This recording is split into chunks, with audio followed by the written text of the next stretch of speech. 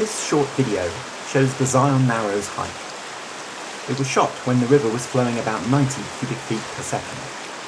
That's about 3/4 of the maximum the Park Service recommends for doing the hike, so the water levels were on the high side, but not exceptional.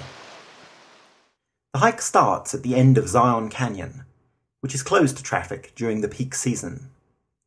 Beyond the end of the paved road, the Virgin River flows through a spectacular narrow gorge, and the hike runs along and up the river through the narrow section. You can see the Narrows on a one-way day hike or on a short backpack, but the easiest option is an out and back from the bottom. No permit is needed for this.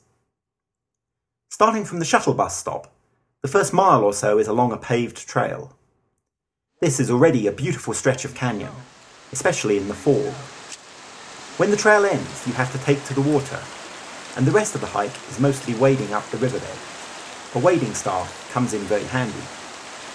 On this day, the river was mostly about knee-deep, with a few spots where the water came up to my waist.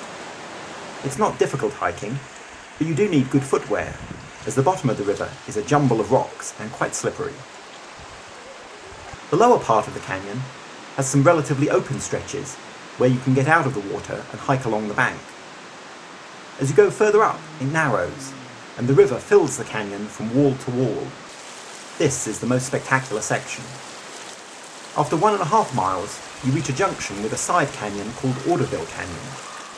This is a popular turnaround spot. You can walk a little way up Orderville too without any obstacles, but it's better, I think, to go further up the main canyon.